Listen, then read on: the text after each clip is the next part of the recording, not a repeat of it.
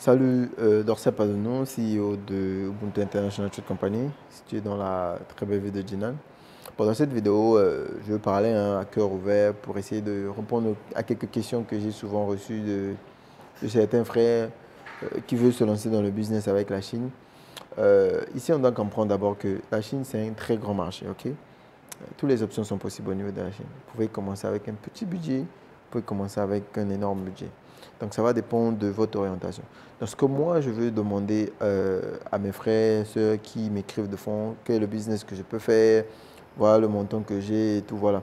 Vous devez d'abord comprendre que premièrement, les business dépendent du pays où vous vous situez. Donc les tendances changent par rapport au pays. Aujourd'hui, quand vous m'écrivez, si vous êtes du Congo, du Bénin, du Gabon, de la Côte d'Ivoire, Cameroun et tout, voilà, quel est le business que je peux faire avec un petit budget? Moi, je veux toujours vous dire de faire l'étude du terrain. L'étude du terrain, c'est quoi? C'est la première étape avant de se lancer dans un business. Donc, vous faites l'étude du terrain, vous vous rendez soit dans les marchés. N'ayez pas honte de le faire. Vous pouvez prendre un cahier. Faites, ça dit que démarquez-vous, essayez de vous démarquer.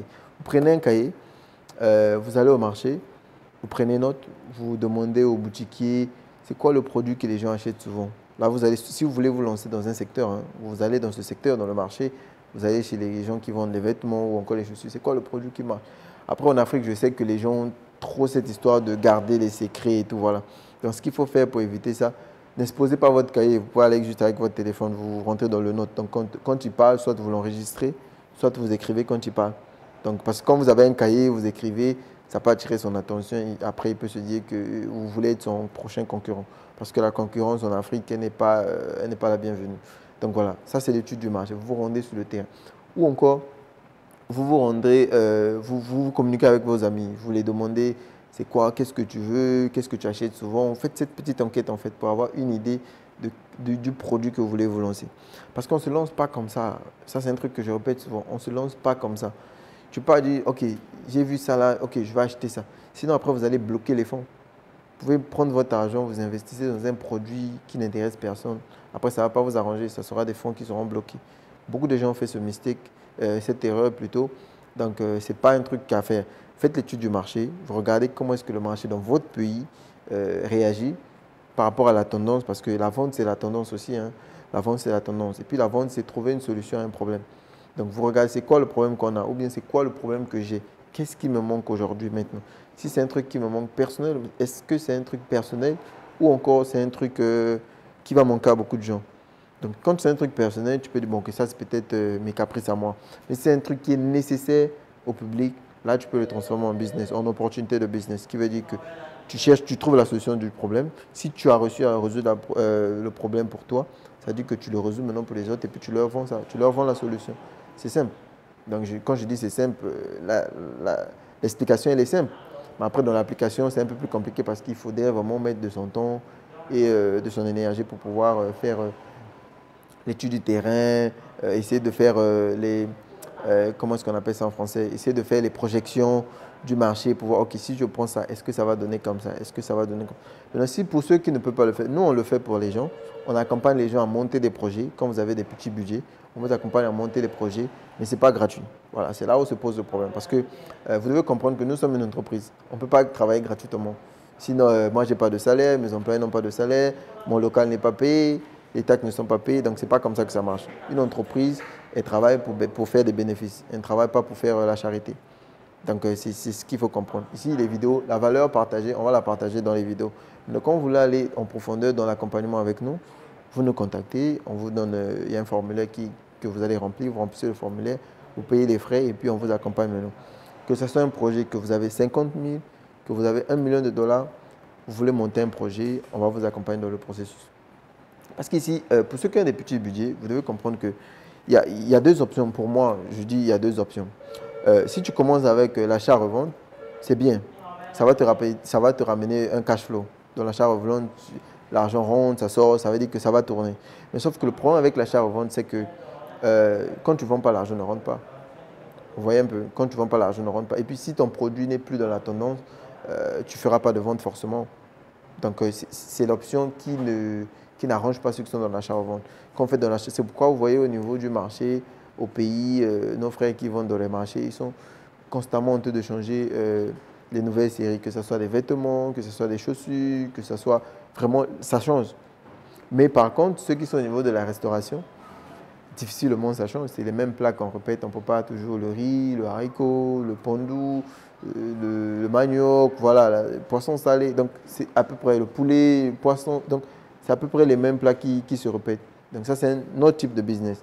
Quand vous voulez vous lancer dans la restauration aussi, pour là aussi, nous, on vous accompagne de A à Z. Pour l'achat de l'équipement, le projet, on monte un projet pour vous, on vous donne un projet d'exécution. Donc, ça veut dire qu'on va monter un projet, on va vous expliquer comment est-ce que vous allez exécuter ça, qu'est-ce qu'il faut faire d'abord en premier. Donc, de A à Z, tout, vous allez avoir un accompagnement complet sur tous les projets que vous voulez. Surtout au niveau de l'équipement sera acheté au niveau d'ici de A à Z. C'est-à-dire que de la fourchette à la gazinière, au four, je parle de tout. Ça sera acheté au niveau d'ici. Dans l'accompagnement, tout ça sera contenu dans l'accompagnement pour vous permettre de juste faire clé à main. Vous avez un restaurant et puis vous avez tout ce qui est équipement. Vous avez juste votre local. Donc tout ce que nous, on va vouloir, c'est juste les dimensions du local que vous avez pris. Par rapport aux dimensions du local, on pourra monter un plan ici 3D pour vous expliquer le nombre de places que vous pouvez aménager dans votre local, là où sera le comptoir, là où sera la cuisine, tout ce qu'il faut et tout. Voilà. Donc ça, dans l'accompagnement, ça se fait. Maintenant, ici, revenons sur l'achat-revente. Au niveau de l'achat-revente, comme j'ai dit, c'est un truc qui est bien, mais c'est glissant. C'est vraiment glissant. Donc, si vous avez un petit budget, quand je parle de petit budget, je parle ici de 30 000, 40 000, vous pouvez commencer avec des petits trucs comme des chargeurs iPhone, ou encore des chargeurs Android, ou encore des cartes mémoire, ou des protèges Android. Donc, ce sont ce genre d'idées business que vous commencez avec ce petit budget. Maintenant, quand vous montez de grade, vous avez au moins une marge, ou encore vous avez un budget de 100, 150 000. Là, vous pouvez commencer ce qu'on appelle les petites industries. Parce que l'industrie ici, d'abord, je vais expliquer ici, avant de rentrer dans les détails. L'industrie ici, ce n'est pas avoir un building de 12 hectares, des machines de 1 milliard de dollars. Non, non, non, ça, c'est vraiment pas ça. C'est ce qu'on nous a vendu au niveau de l'Afrique. Mais l'industrie, avec une petite machine ici en Chine, pour avoir une petite machine de 50 000, vous avez deux petites machines de 50 000 qui font 100 000. Vous avez peut-être une autre machine d'assemblage qui va peut-être coûter 30 000, donc ça fait 130 000. Avec les 130 000 ou 150 000, si vous rajoutez en ça le déplacement, ça peut vous aller aux alentours de 300 000 au total. Vous avez déjà une petite industrie, des mini-industries. Vous pouvez faire ça chez vous. Vous pouvez commencer chez vous. Ça peut être dans la transformation des jus en fruits. Je vais mettre une vidéo ici que j'ai fait avec un frère qui revenait du Gabon. Il était aussi épaté quand il a vu cette machine. C'est une petite machine qui vous permet de pouvoir extraire le jus de canne. Il y a aussi la même machine, mais qui vous permet de pouvoir extraire le jus d'orange. Donc, ça va dépendre du business que vous voulez vous lancer. Le business plan ici, il est simple, il est trop simple. Vous achetez la petite machine qui va vous permettre d'extraire le jus. Vous achetez une deuxième machine qui va vous permettre de pouvoir package, donc qui va pouvoir sceller le gobelet à laquelle vous vendez le jus. Donc, vous achetez aussi les gobelets au niveau de la Chine avec votre marque. Vous avez un logo, vous achetez les gobelets, on va imprimer votre marque sur le gobelet. Vous allez vous positionner, que ce soit au bord de la mer, que ce soit dans un quartier beaucoup fréquenté, ou encore dans une route beaucoup fréquentée, ou dans un marché beaucoup fréquenté, ou encore même dans une école publique au niveau de l'Afrique. Les écoles publiques, on sait, c'est là où est-ce qu'il y a beaucoup plus d'élèves que les écoles privées. Vous vous positionnez dans une école publique, vous exposez vos machines là-bas, ou en amont, vous faites les jus, vous scellez, vous mettez au frais, après vous prenez une glacière, vous mettez vos jus, vous allez dans une école, vous vendez. Ça, c'est déjà une mini-industrie. Donc arrêtons plutôt de nous faire embrouiller en disant que non, l'industrie, c'est pour les milliardaires. Non, avec un budget de 300 000, vous pouvez commencer une petite industrie. Il y a aussi une autre machine qu'on va rajouter. C'est une petite machine à glace. Vous mettez de l'eau, la machine vous fabrique les glaces. Donc quand vous avez ça, vous avez la machine qui vous permet d'extraire le jus. Donc comme le jus il est frais, il n'est pas glacé. Donc pour avoir cette machine, donc quand la personne, vous finissez d'extraire le jus, que ce soit d'orange ou de canne, vous mettez dans un gobelet. Vous avez une petite machine aussi qui vous produit de la glace. Vous mettez 3-4 glaçons, vous mettez. Vous avez une autre machine qui vous permet de sceller. Vous mettez, ça va sceller ça. Et puis vous donnez le client, plus une paille. Vous pouvez vendre un jus comme ça, un jus d'orange, à 3 000, 1 500, dépendamment de l'endroit où vous vous situez. Ça va passer. Et puis les gens aiment ça. Les gens aiment les bonnes choses en fait. Surtout maintenant avec tout ce qui se passe, il y a des mélanges, il y a au niveau de la nourriture, c'est pas trop ça. Les gens font des mélanges chimiques qui n'arrangent pas les gens. Donc, quand vous venez avec une solution comme ça, 100% pur, un jus de fruits pur, là, vous allez attirer de l'attention. Et puis voilà, si vous êtes organisé pour un début avec un petit budget, des petites machines, graduellement avec le temps, vous allez upgrade, qui va dire que vous allez passer à un autre niveau. Vous allez acheter des machines plus grandes, avec plus de capacité, qui va permettre de pouvoir extraire beaucoup plus de jus plus rapidement aussi. Après, voilà, c'est comme ça que vous allez vous expandre. Genre, vous allez devenir grand. Avec ça, ça c'est un petit budget. Commencez avec 300 000 ou 400 000. Demain, après, maintenant, dans le process, ce qu'il faut aussi rajouter au niveau d'ici, c'est que dans le process, il faudrait qu'on comprenne que l'argent que vous générez, ce n'est pas l'argent pour vivre la belle vie. Parce qu'ici, c'est le problème que nous, on a. Nous, surtout nous, quand je parle à nous, je parle nous les Africains. L'argent qu'on génère dans nos business, ce n'est pas pour vivre la belle vie. L'argent que tu génères dans ton business, c'est pour réinjecter dans le business, pour permettre ton business de passer au niveau supérieur. Parce que si aujourd'hui, tu commences avec un petit business comme ça, par jour, tu peux te générer 30 000 francs, 40 000 francs. C'est 30 000 francs, 40 000 francs si tu retires l'argent pour acheter la matière première qui est l'orange ou encore le jus de canne. Voilà. Le reste, c'est le profit. Le profit, il est le profit, il est là pour pouvoir le garder, pour te permettre de pouvoir encore l'accumuler, pour te permettre de pouvoir acheter une deuxième, troisième, quatrième machine. Parce que si aujourd'hui tu commences avec une machine qui extrait, une machine qui scelle et une machine qui produit les glaces, ça veut dire que tu as trois machines, tu te localises dans une école. Tu peux encore faire la même chose, tu te localises encore dans une autre école ou encore dans une autre école. Il y a beaucoup d'écoles publiques en Afrique. Donc, tu peux commencer ce business avec 100 000, voilà, avec 300, on va dire comme ça, à la hâte, comme ça. Quand je fais les calculs avec 300, 400 000, tu peux commencer ce business. Et puis, tu te mets dans beaucoup d'écoles. Tu vas te retrouver par jour, tu te fais 200, 300 000. Je ne vois pas pourquoi tu vas aller travailler pour quelqu'un pour qu'on te paye 90 000 ou encore 100 000 le mois. Parce que rien que tu as commencé avec un budget et puis tu finis par générer voilà, un salaire, le salaire d'un fonctionnaire en Afrique par jour, juste en ayant ces petits business à gauche, à droite et tout. Voilà. Donc ça, c'est au niveau de la mini-industrie. Ça, vraiment, je parle ici à cœur ouvert à mes frères parce que je reçois des fois beaucoup de messages. C'est quoi le business que je peux faire avec un petit budget? C'est quoi le business que... Donc c'est pourquoi je fais cette vidéo ouverte, là où est-ce que je vous explique un peu ce que vous êtes en capacité de faire avec la Chine. La Chine vous donne cette opportunité. Parce que ne nous faisons pas embrouiller avec tout ce qui vient d'Europe. La Chine a la possibilité et la capacité de fabriquer les machines de très bonne qualité. Donc toute chose, ça dépend de où est-ce que vous l'achetez, avec qui vous travaillez et quel est votre budget. Donc ce sont ces trois questions qu'il faut vous poser. Donc quand une machine vient de la Chine, ça ne veut pas dire que c'est de mauvaise qualité. Il faut poser ces trois questions. Où est-ce que vous l'achetez? Avec qui vous travaillez? Quel est votre budget? Une fois que vous répondez à ces trois questions, vous avez la solution. Vous travaillez avec nous, c'est la qualité garantie à 100%. Parce qu'on vient d'Afrique, on connaît ce qu'on veut. On connaît ce qui est bien pour nous au niveau de l'Afrique. Donc il n'y a pas un Chinois qui connaît l'Afrique mieux que moi.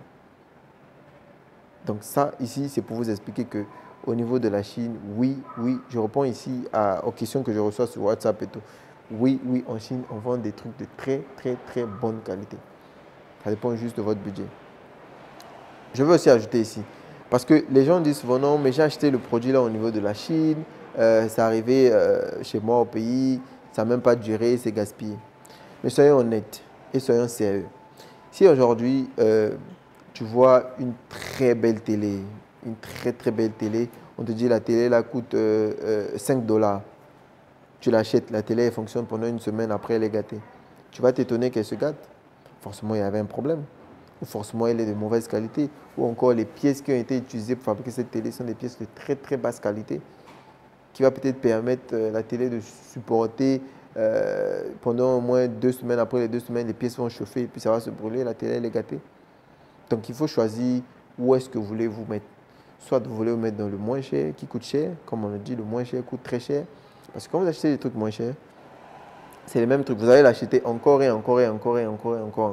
Donc après, jusqu'à ce que vous allez vous rendre compte que si j'accumule la somme d'argent que j'ai dépensé pour acheter la même chose, je pouvais acheter une chose de très bonne qualité et puis passer 2, 3, 4, 5 ans avec ça sans pouvoir avoir un problème. Donc c'est là où se pose le problème. Donc ce n'est pas la Chine le problème, c'est les gens qui viennent acheter les produits en Chine qui sont le problème. Donc, quand vous décidez d'acheter de bonne qualité, vous allez forcément travailler avec la Chine sans problème. Mais quand vous décidez d'acheter ce qu'on appelle du Guangzhou, ça ne va forcément pas faire long chemin. Vous allez l'utiliser 1, 2, 3 semaines après, vous allez avoir des problèmes. Donc voilà, donc on revient ici sur notre main topic qui est, c'est une conversation ouverte comme j'ai dit au début, qui est le business avec la Chine. Vraiment, lancez-vous pour tous ceux qui peuvent se lancer, le plus tôt, le mieux. Le plus tôt, le mieux. C'est comme on dit, the best time to plant a tree was yesterday. The other best time to plant a tree is today. Donc ce qui veut simplement dire, le meilleur temps pour pouvoir planter un arbre, c'était hier. Donc, le meilleur temps encore pour planter un arbre, c'est aujourd'hui. Donc, aujourd'hui, c'est maintenant. Parce qu'il ne faudrait pas attendre demain pour dire, oh, si je savais, j'allais planter mon arbre hier, ça devait me rapporter des fruits aujourd'hui. Parce que le temps, c'est maintenant. Le moment, c'est maintenant. Donc, pour tous ceux qui peuvent et ceux qui veulent, lancez-vous avec la Chine. Organisez-vous, mettez les fonds de côté. Le paraître, ça ne sert à rien. Parce que moi, ça me fait mal de pouvoir comprendre qu'il y a des frères, ceux au niveau de l'Afrique qui ne travaillent pas, qui vivent chez les parents, mais qui ont des téléphones qui coûtent 700 000, 600 000, 800 000. Mais avec cet argent, vous pouvez monter un business plan avec nous. On va vous donner des machines, on va vous proposer des business que vous pouvez faire au niveau de votre pays, mais qui va vous générer de l'argent. Après, quand ça va vous générer de l'argent, vous pourrez maintenant vous permettre de pouvoir acheter un iPhone avec l'argent que ça va vous générer. Mais vous ne pouvez pas d'abord commencer par acheter un iPhone et puis penser à faire un business après. C'est d'abord le business, après le business va vous générer de l'argent pour vivre maintenant la vie que vous voulez vivre. Donc ce sont des petits trucs comme ça que nous devons apprendre et puis nous devons comprendre.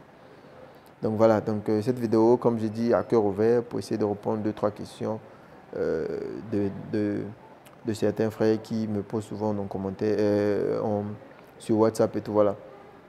Donc, regardez cette vidéo. Je vais vous envoyer même le lien de cette vidéo. Tous ceux qui m'ont souvent envoyé les messages, qu'est-ce que je peux faire, qu'est-ce que je peux faire, est-ce qu'en Chine, les produits sont bien et tout. Voilà. En Chine, je répète pour une première et dernière fois, les produits en Chine sont de très, très bonne qualité. Ça dépend de votre budget. Le budget que vous avez, qu'est-ce que vous êtes prêt à mettre sur la table. Et puis la Chine aussi est prête à vous offrir ce qu'il faut. Donc voilà, dans tous les secteurs. Je parle ici de tous les secteurs. De l'industrie, de la transformation, je parle de tous les secteurs, tout ce que vous pouvez imaginer. Tout ce que vous pouvez imaginer. La Chine vous donne ces 3 options. La mauvaise qualité, qualité moyenne et puis la high quality.